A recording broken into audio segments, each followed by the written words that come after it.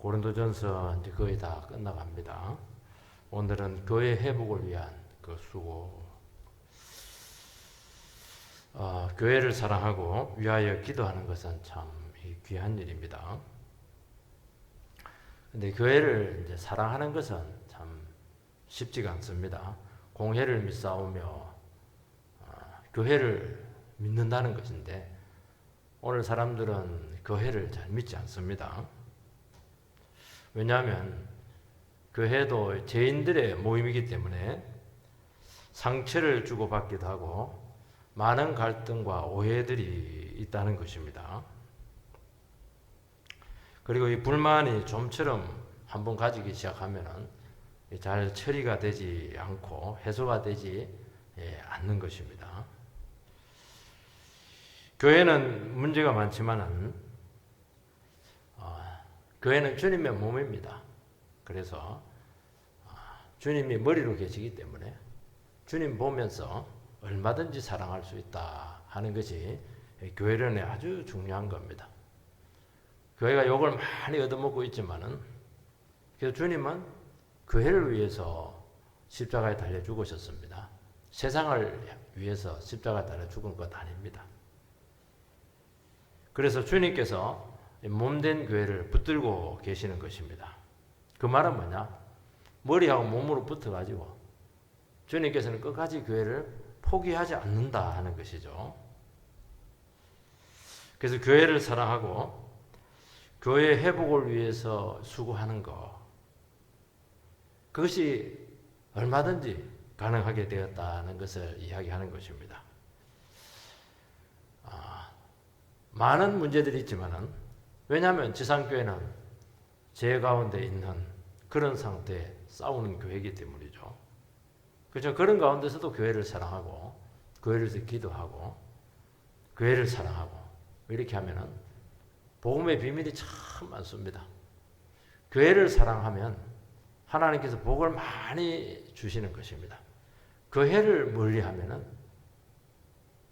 결국에는 은혜에서 멀어지게 되는 것을 알 수가 있습니다. 고린도 교회는 문제가 참 많았습니다. 상처도 정말 많았다는 것을 알 수가 있습니다. 그러나 사도는 그 교회를 포기하지 않고 사랑을 했습니다. 그리고 그 문제 많은 교회에 책임을 다하도록 요청을 하고 있습니다. 헌금을 모금해서 가난한 예루살렘 교회, 어려움에 처한 예루살렘 교회를 도와라, 그렇게 요청을 하는 것입니다. 헌금을 해서 지금 자기 교회도 힘든데 예루살렘 교회에 도움을 요청, 알지도 못하는데 누군지도 모르는데 그걸 요청을 하는 겁니다.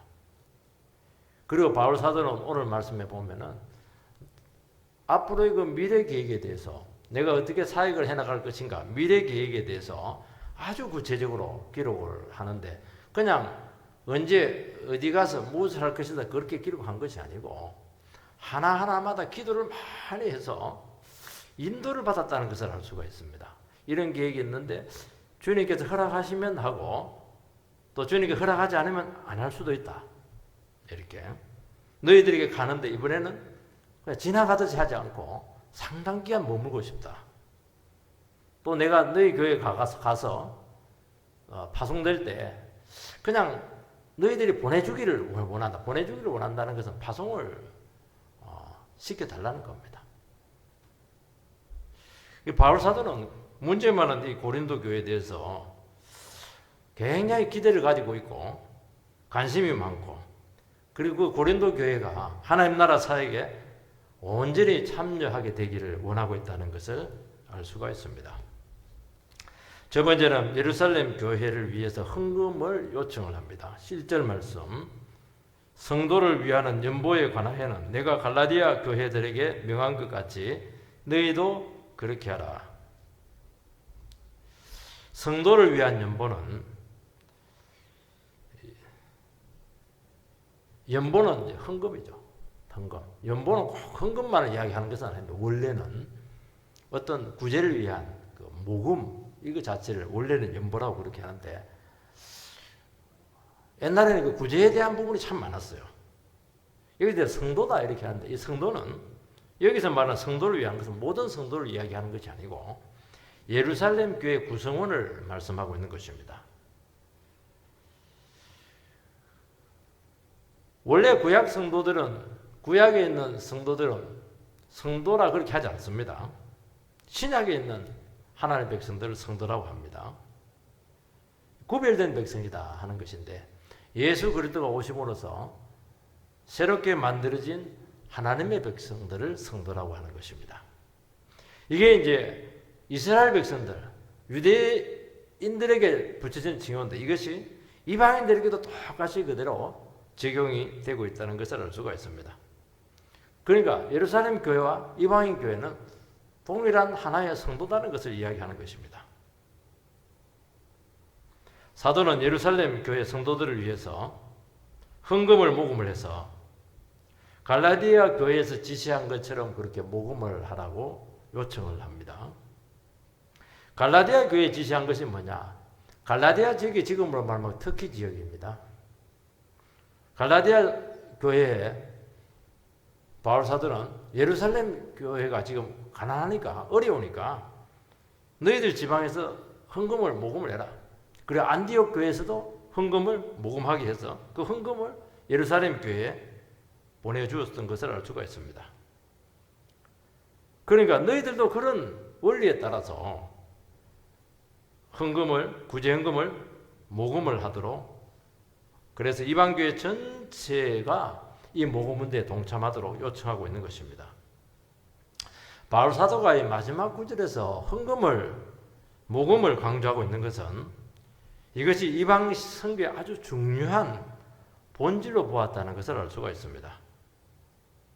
그냥 단순히 헌금을 해서 구제하고 그렇게 하는 것이 아니고 이것은 바울 사역에서도 대단히 중요한 하나님 나라 사역적으로 굉장히 중요한 역할과 그런 중요한 요점이라는 것을 알 수가 있습니다. 헌금을 요청하는 것은 참 어렵습니다. 왜 어렵냐니까 헌금해야 될 당위성이 명확하지 않을 때 참 어렵습니다. 무조건 헌금하세요 그렇게 한다고 해서 헌금하지 않습니다. 그리고 아무리 사람들이 은혜를 받고 이렇게 해도 헌금을 내세요 이렇게 하면 굉장히 부담을 느끼게 되고 예민해지게 되는 것을 알 수가 있습니다. 그런데 우리 개신교에 있어서 헌금은 대단히 중요합니다. 그리고 반드시 예배 중에 헌금을 취합하도록 그리고 예배 순서 가운데 아주 중요하게 위치에 두고 있다는 것을 알 수가 있습니다. 헌금함을 비록 바깥에 놔둘지라도 반드시 그 헌금 시간을 가지도록 하는 것은 이것은 신앙에 대단히 중요한 표지가 되기 때문인 것입니다. 여러분 돈이 가고 물질이 가는 곳에 마음이 갑니다. 아무리 신앙이 좋다 이렇게 해도 헌금 부분에서 자유롭지 못한 사람들은 이게 좀 이 신앙이 온전치 못합니다. 그리고 헌금을 그리고 재물을 이게 대해서 자유롭지 못하면은 이 헌신하지 못하면은 이 사랑이 교회 사랑이 잘 되지 않아요. 역시 마찬가지. 돈이 가는 곳에 마음이 가는 겁니다. 우리도 희생을 많이 하고 고생을 많이 하고 헌신을 많이 하게 되면은 훨씬 애착을 가지게 되고 사랑을 하는 것입니다. 투자한 게 없으면은 헌금한 게 없으면은 그냥 이게 자기 몸처럼 이렇게 헌신이 잘 되지 않아요. 사랑이 잘 가지 않아요. 그리고 희생을 하지 않거나 늘 받기만 하고 이렇게 하면은 신앙생활을 하고 이렇게 해도 이게 물질 책임을 져야 되는데 그런 것도 잘 안 되면은 자꾸 교회를 이제 결점을 자꾸 찾게 되고 자꾸 이 불만 요인들을 많이 이야기하는 것을 알 수가 있습니다. 그리고 우리가 하나님 말씀으로 또 여러 가지 모양으로 은혜를 받게 되면은 우리 마음속에 그 헌금하고 싶은 마음, 헌신하고 싶은 마음이 생기는 것은 당연한 것입니다. 왜냐하면 하나님께서 헌금하게 하시는 것은 우리는 뭐 이렇게 못 살게 하도록 하기 위해서 우리에게 돈을 달라 그렇게 하는 것이 아니고 이거는 정말 손해보는 장사가 아니라는 겁니다. 왜냐하면 이건 하나님의 것이기 때문에 하나님께 드리는 것은 마땅한 것이고 하나님께 드리는 것은 최고의 복이 된다는 것입니다. 고린도 교회는 바울이 그 헌금 모금을 요청을 했었을 때 처음에 굉장히 오해를 합니다. 그러면서 바울이 거짓 사도로서 자기 자신을 위해서 헌금을 지금 모금한다고 막 공격을 막 합니다. 역시 헌금 부분이 나오면 굉장히 그 어려움이 생기는 걸 알 수가 있어요. 그래서 이 적대자들이 헌금 모금을 하는 그 동기를 굉장히 비꼬는 것을 알 수가 있어요. 그 어디서 나오냐면 고린도후서에서 다 나와요. 일부 성도가 바울을 가짜 사도라고 공격을 하고 저 사람은 사기꾼이다 그렇게 공격을 합니다. 사도는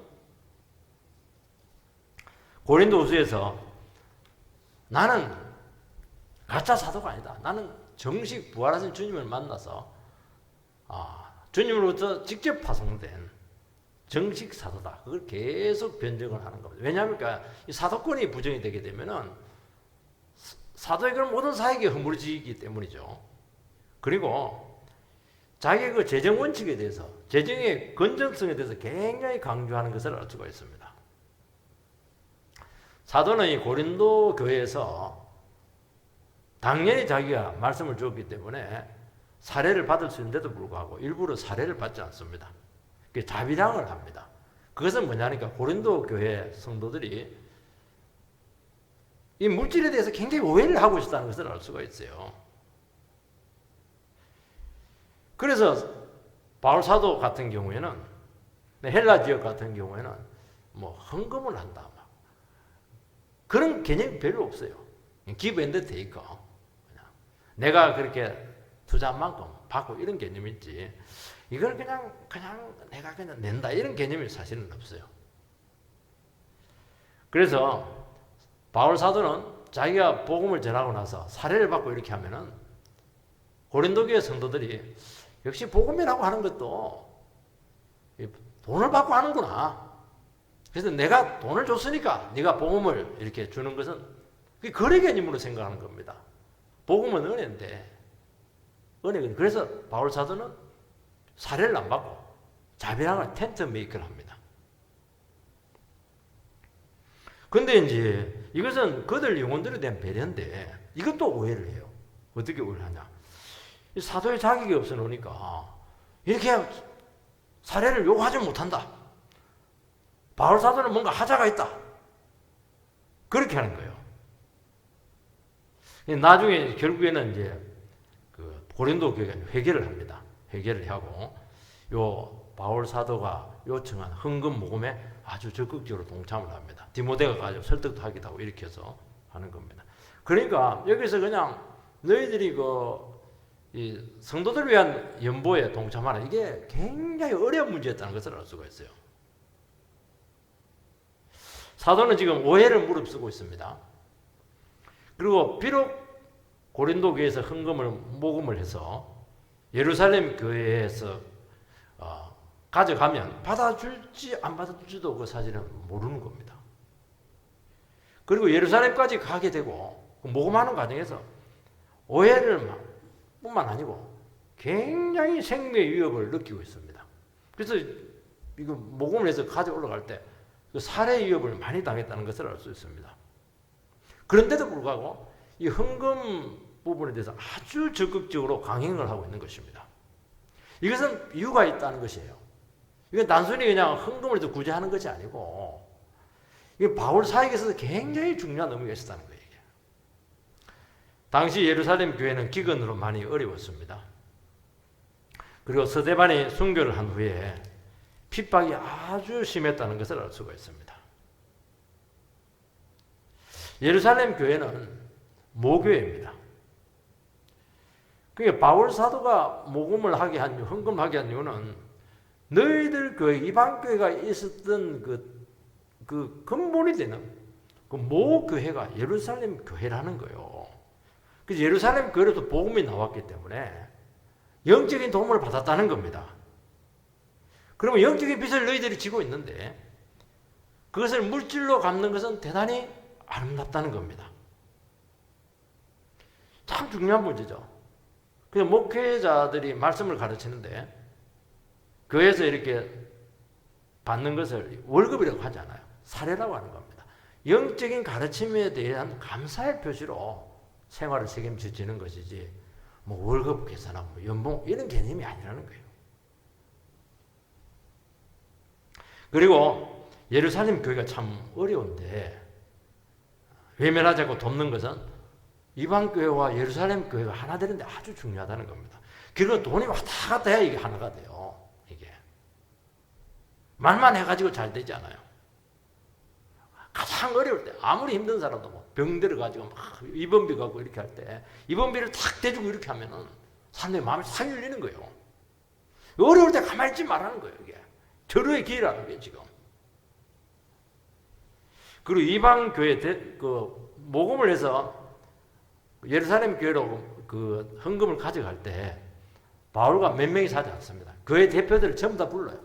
고린도 교회, 그 다음에 뭐 데살로니가 교회, 그 대표들을 불러가지고 그 대표들단을 구성을 해서 올라갑니다.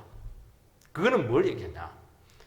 우리의 이런 헌금은 이방 교회 대표들이 하는 헌금이고, 우리 이방 교회 대표들이 예루살렘 교회에 가서 헌금을 바치고 예배를 드린다. 이것은 굉장한 상징적인 의미를 가지고 있습니다. 왜냐하면 하나님께서는 구약에서 결국에는 주의 날에 이방 그 나라들이 성전에 와서 하나님께 예배를 드릴 것이다. 그 예언이 되어 있는데 그것을 성취하는 거예요. 유대인들은 이방 사람들이 하나님께 예배 드린다는 개념이 없었거든요. 그러니까 이것은 바울 사역의 종지부를 찍는 완결점이에요. 이방 대표들이 가서 예루살렘 교회에 가서 하나님 앞에 헌금을 하고 예배를 드린다 하는 것은 똑같은 교회라는 거예요. 이게. 그러면서 유대인들로 하여금 충격을 주죠.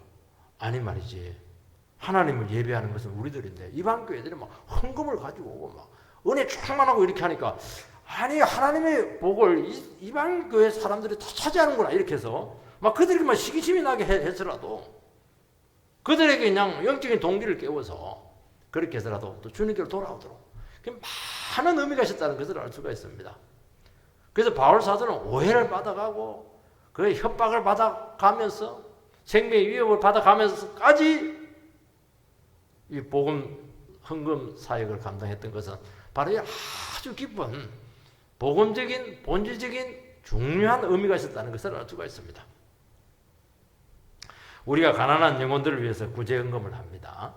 하나님 나라 회복을 위해서 헌금을 합니다. 또 선교를 위해서 헌금을 합니다. 이것은 단순히가 물질을 드린다는 개념이 아닙니다. 여기에는 하나님 나라에서 아주 중요한 의미가 있어요. 그 작은 물질이 아니라는 거예요. 그걸 통해서 하나님께서는 너무나 많은 비밀스러운 일을 보여주겠다는 것을 이야기하는 것입니다. 그래서 우리가 드리는 이 헌금을 하나님께 제물로 받으셨다, 향기로운 제물로 받으셨다 하는 것을 이야기합니다. 제물을 받았다고 하는 것은 단순히 그냥 짐승만 태운 게 아니라 거기서 많은 구속적인 역사들이 나타난다는 거예요. 그래서 우리 예수 믿는 사람들의 성도의 교제는 말로 하는 거 아닙니다. 성도의 교제는 반드시 거기에 핵심 사항으로서 물질적인 나눔이 포함되는 것입니다. 여러분, 한국 교회의 부흥은 어디서 왔느냐? 성도님들의 그 헌신적인 헌금을 통해서 교회를 스스로 책임지려는 데 있었다 하는 것을 알 수가 있습니다. 이게 굉장히 중요해요. 우리 교회 초창기, 우리나라 초창기부터 교회를 세워야 되겠다 이러면 막 논 팔고 집 팔고 집문서 갖다 주고 뭐 이렇게 하는 거예요. 이게. 초창기부터 교회 먼저 그 다음에 자기 집 이런 식으로 나가는 거예요. 지금은 완전히 반대인데 이게 얼마나 이 한국 교회를 부흥시키는 원동력이 되는가 하는 것을 알 수가 있습니다. 두 번째는 헌금의 구체적인 지침이 나옵니다. 2절 말씀, 매주 첫날에 너희 각 사람이 수입에 따라 모아두어서 내가 갈 때 연보를 하지 않게 하라. 세 가지 이제 지침을 내리고 있습니다. 헌금을 할 때 한꺼번에 하지 말고 매주 첫날이니까 안식 후 첫날, 이 주일이 여기서 나와요. 그래서 초대교회 때는 주일날 예배를 드린다는 것을 알 수가 있습니다. 주일 예배 드릴 때 헌금을 하라는 겁니다. 그리고 모든 성도가 다 참여하라는 겁니다. 그리고 각자의 수입에 따라서 하라는 것입니다. 11조 개념은 나오진 않아요. 아직은. 그래서 갑작스럽게 하지 말고 미리미리 내가 오기 전에 상당 기간에 걸쳐서 헌금을 준비를 하게 합니다. 가난한 자라 부자 누구든지 모든 성도들은 다 동참을 하게 했다는 것입니다. 여기서 모아두어서 이건 저축이죠. 돈을 헌금함에 보관해 두라. 그때는 은행이 없었기 때문이죠. 그리고 이렇게 하는 이유는 바울 사도가 갑자기 와가지고 갑자기 특별 헌금하고 이렇게 하면 굉장히 부담을 느끼니까 그렇게 하지 말고 부담이 되지 않도록 미리미리 헌금을 준비하게 한다는 것입니다. 우리 성도님들은 준비하게 하는 것을 믿음이 없는 것으로 생각하는데 그렇지가 않아요. 우리 기독교는 충분히 미리미리 예측을 하고 준비하는 거예요. 어떤 분들은 예수 믿는 사람들이 보험 드는 것은 이거는 믿음이 없는 거다. 기도해서 나으면 되지. 이것도 아니에요. 그것도 이상한 겁니다. 미리 기회가 있을 때 미래에 대해서 충분히 이렇게 대비하는 게 나쁜 게 아니라는 거예요. 그리고 또 기도하는 거예요, 이게. 헌금도 그렇게 하라는 거예요. 그 때문에 주님께 주십시오. 그렇게 하지 말고.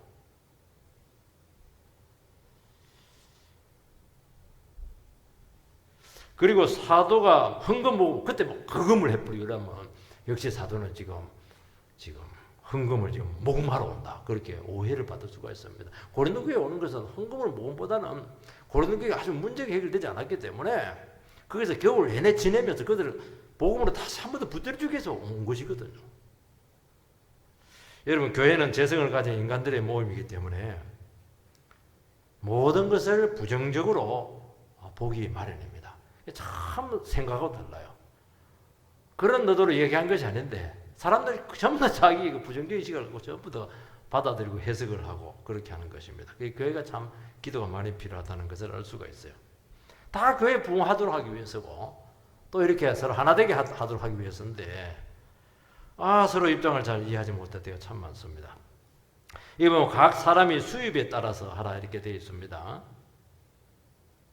하나님께서 제물로 주신 대로 이렇게 하라고 말씀하고 있는 것입니다. 이 말은 뭐냐니까 부라고 하는 것도 주님이 주신 것입니다. 하나님께서 성도들에게 일할 수 있는 능력을 주었고 재능을 주었고 건강을 주었고 지혜를 주었고 기회를 주었습니다. 그래서 자기 자신이 번 물질을 내 것으로 여기면 안 된다는 것이 포함되어 있습니다. 우리 자신들이 누리는 모든 것은 전부 다 하나님의 선물이고 내가 가지고 있는 그 모든 것들 선한 청지기로 잘 관리해야 된다는 것이죠. 그 말은 뭐냐? 하나님께서 맡겨놓은 것이기 때문에 하나님께 필요할 때 아낌없이 내어줄 준비를 하고 있어라 하는 것이죠. 그런다고 해서 하나님께서 다 내놔라 절대 그렇게 하지 않아요. 우리의 필요를 너무나 잘 알고 있으세요. 그래서 하나님께서 요구할 때가 있다는 거예요. 그때는 내놔야 된다는 거예요. 이 사회에서도 마찬가지잖아요. 돈 버는 거 자랑하지 말고 돈 쓰는 거 그거 신경 쓰라는 겁니다. 돈 쓰기가 훨씬 더 어려워. 우린 돈 벌기가 어렵다고 그러는데 안 그래요. 돈을 제대로 쓰는 게 어려운 겁니다. 여기서 인격이 다 나타나는 거예요. 기독교에서는 여기서 신앙이 다 나타나는 거예요. 돈을 악착같이 벌기는 하는데 가치 있고 의미 있는 일인데도 불구하고 이 핑계 저 핑계 대면서 아주 인색하신 분들이 있습니다. 이런 부라고 하는 것은 하나님이 주신 것이기 때문에 자기가 주인 노릇하면 안 되고 필요로 할 때 특히 어려운 이웃이 도움이 필요할 때 기꺼이 내어놓을 수가 있는 것입니다. 사도가 헌금 지침을 구체적으로 지금 말씀하고 있습니다. 정성껏 마음으로 드려라 그렇게 말씀하고 있습니다. 자원하는 마음으로 아낌없이 드리라는 겁니다. 이 말은 뭐냐니까 그렇게 드리는 것이 믿음으로 드리는 것이 이게 전부 다 복이기 때문에 그렇다는 겁니다. 억지로 하지 말라는 거예요. 억지로 하는 것도 기회예요. 그렇지만은 하나님 앞에 드릴 때는 정말 최고로 좋은 기회가 나에게 왔고 이거는 최고로 복받는 길이고 하나님께서 나에게 요구한다는 것은 하나님께 드리는 것이 최고로 의미 있는 투자잖아요. 그죠? 이 기회를 나에게 주었다는 거예요. 이거는 정말 복 받을 수 있는 절호의 기회가 왔다는 것을 이야기하는 것입니다. 기독교는 모으는 종교가 아닙니다. 나누어 주고 주는 종교예요. 주는 자가 받는 자보다 복되다는 말이 여기서 나오는 것이거든요. 여러분, 나누어 준다는 개념을 가지고 있다는 것은 풍족하다는 것이 전제되어 있는 것입니다. 그런데 우리는 현실적으로 보면 부족한 것이 참 많아요. 그래서 아무리 부족해도 나눌 수 있다는 겁니다. 왜냐하니까 우리는 믿음의 부자이기 때문이죠. 마음의 부자예요. 헌금이라고 하는 것은 믿음으로 하는 것이고 마음으로 하는 거예요. 마음의 부자가 돼야 돼요. 아무리 돈이 많아도 믿음이 없으면 마음이 이렇게 졸부 같으면 절대로 안 돼요. 이거 뭐 안 돼요.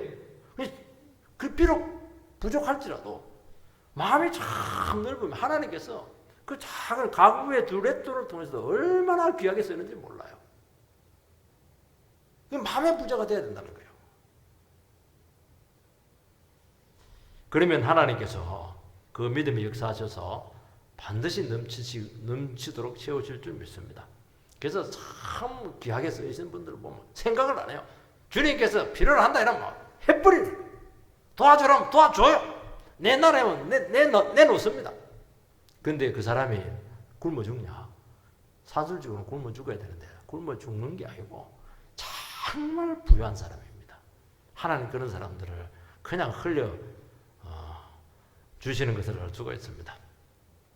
여러분, 구라파가 이렇게 얼마나 잘 살았어요. 동구권도 정말 기독교가 번성했잖아요. 소련도 마찬가지였잖아요. 근데 그 나라들이 왜 공산화가 되었습니까? 북한이 왜 공산화가 되었어요?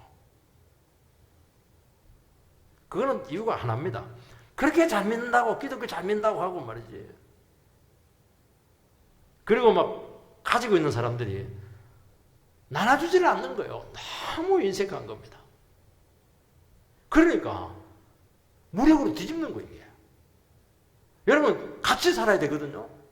그래서 이것을 정직의식을 좀 가졌으면 절대로 이런 혁명들이 나타나지가 않아요. 근데 전부 다 이렇게 보면 막 완전히 틀어지고 있는 거예요. 이게.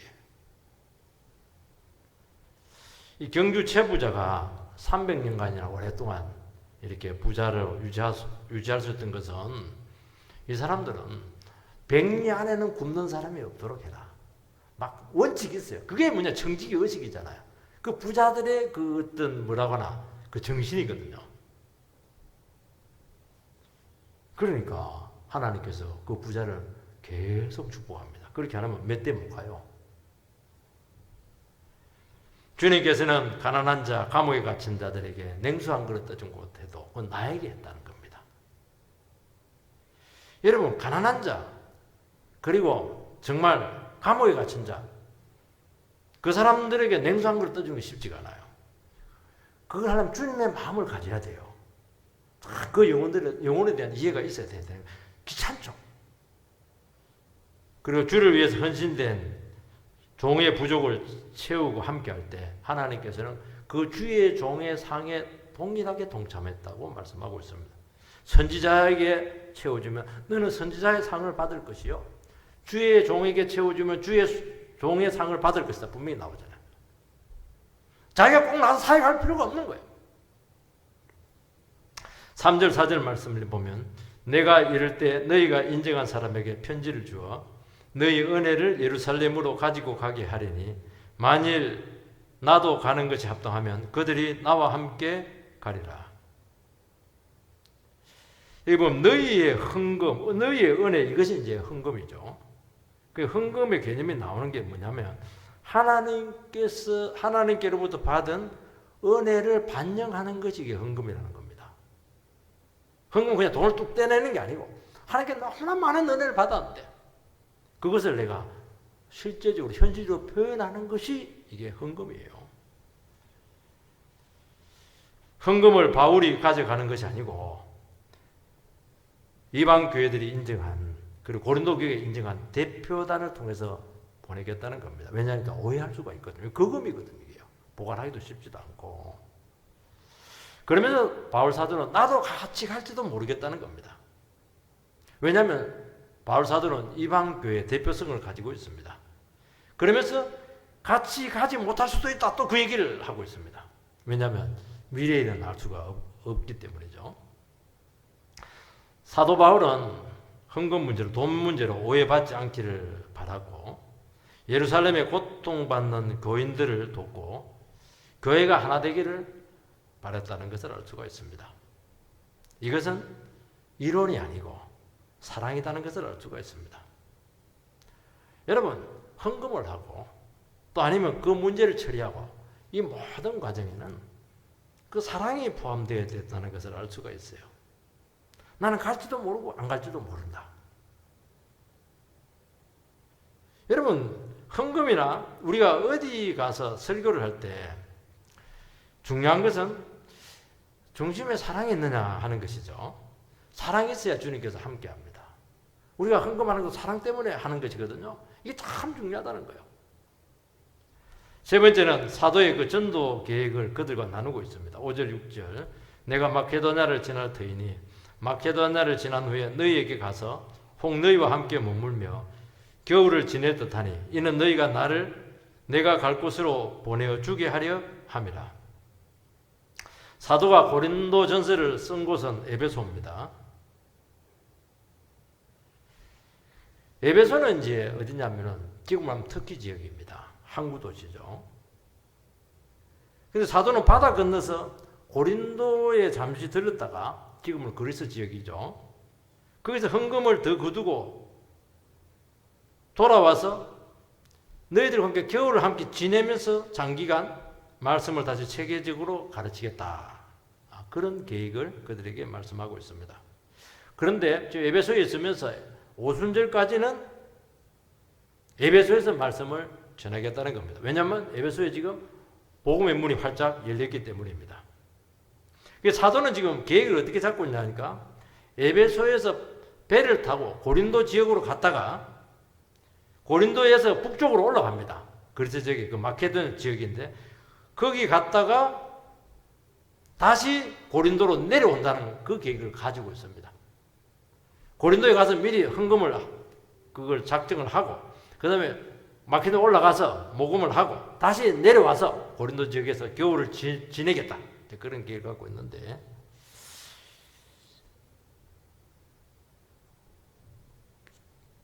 바울 반대파가 지금 그들을 막 비방을 하고 있는 거예요. 사도를 비방하고 있습니다. 그래서 고린도 교회에 가지 못하게 되었습니다. 그래서 에베소에서 고린도 지역으로 배를 타고 온 것이 아니고 북쪽으로 거슬려서 마케도냐로 내려가는 것을 알 수가 있습니다. 이걸 보고 또 반대파들이 공격을 합니다. 바울이 겁이 나서 마케도냐로 도망갔다. 또 이렇게 소문을 내고 있습니다. 그래서 사도가 이런 과정들을 통해서 상처를 많이 받게 됩니다. 그래서 바울 사도는 고린도 후서를 기록을 하고 있는 것을 알 수가 있습니다. 사도가 먼저 보낸 디모데의 노력으로 고린도 교회 오해가 풀려서 바울 사도는 드디어 고린도로 오게 되었던 것을 알 수가 있습니다. 8절 9절 말씀을 보면 내가 오순절까지 에베소에 머물려 함은 내게 광대하고 유효한 문이 열렸으나 대적하는 자가 많음이라.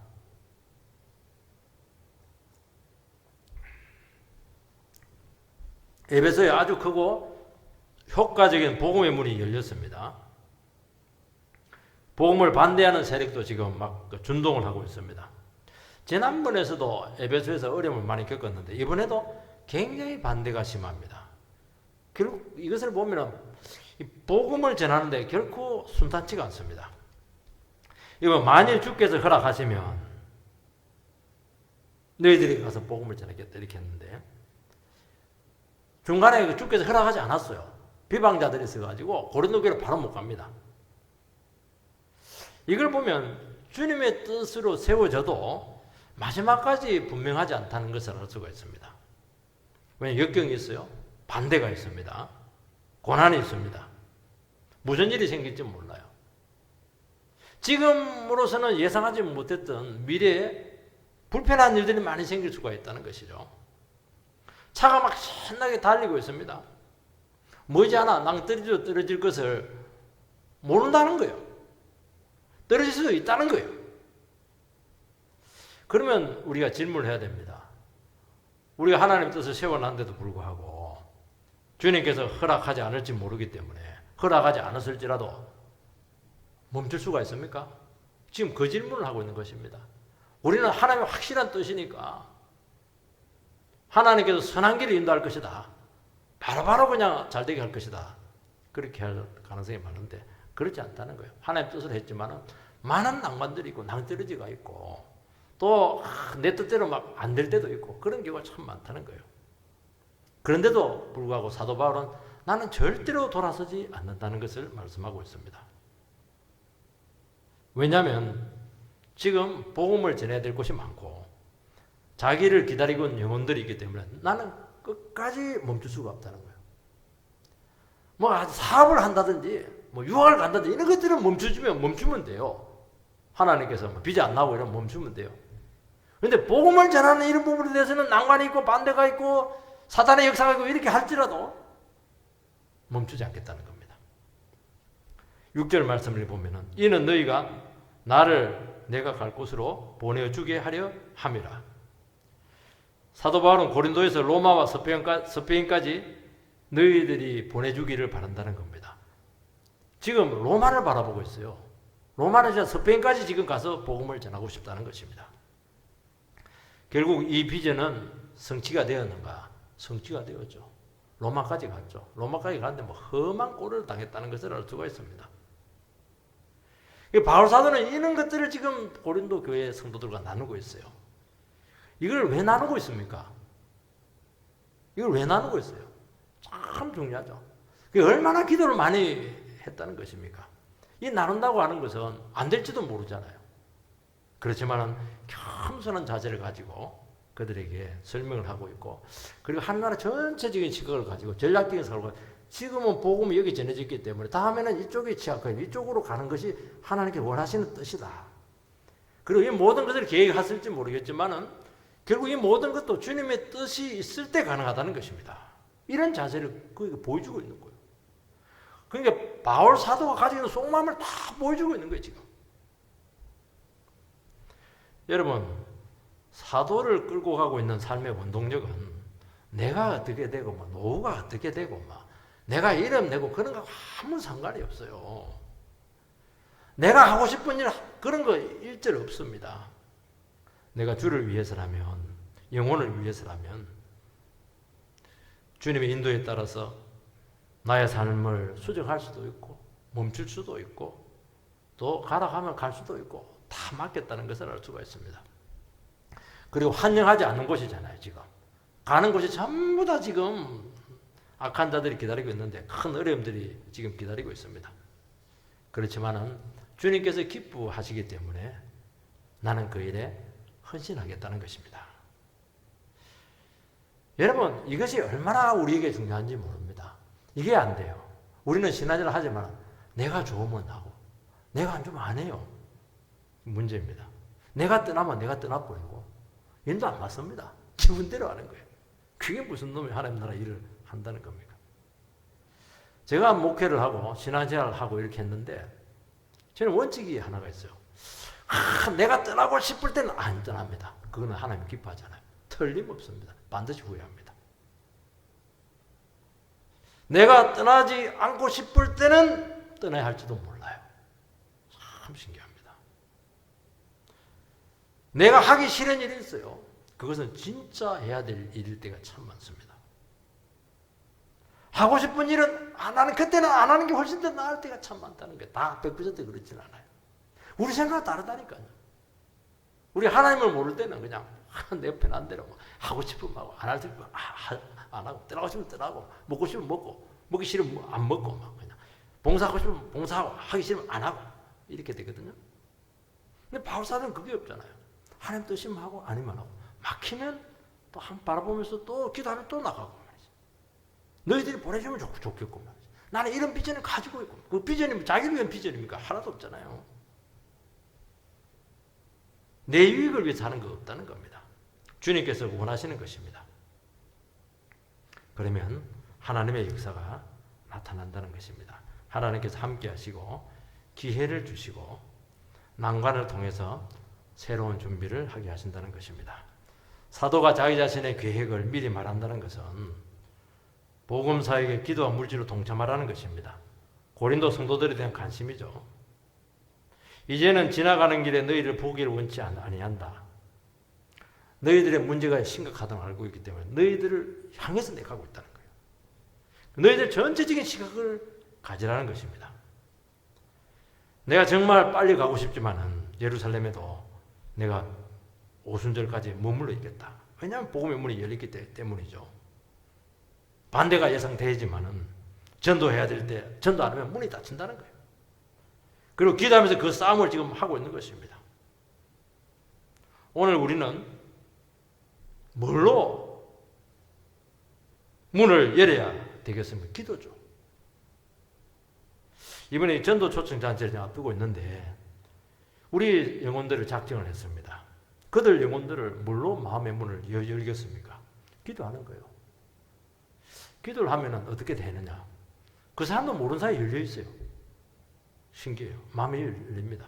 계속 아침마다 기도를 때리고 이렇게 하면은 여러분 포를 쏠 때 아무데나 쏘지 않아요.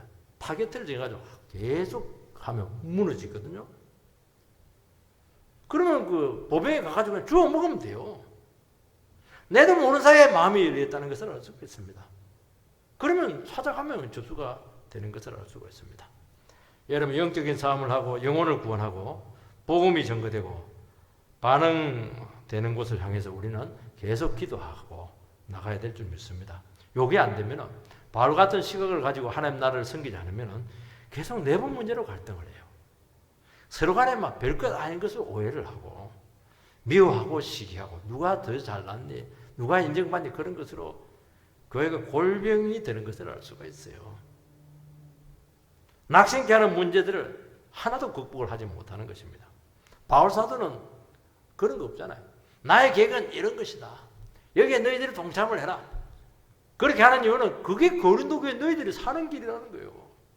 여러분 우리가 사는 길은 뭡니까? 우리끼리 막 잘 먹고 잘 사는 게 아니에요. 영혼 구원하는 거예요. 왜 전도합니까? 물론 전도해서 새로운 사람 오면 좋겠지만 그건 두 번째예요. 내가 살기 위해서 전도하는 거예요. 왜 복음 전합니까? 내가 살기 위해서 그렇게 하는 거예요. 왜 신방 가요?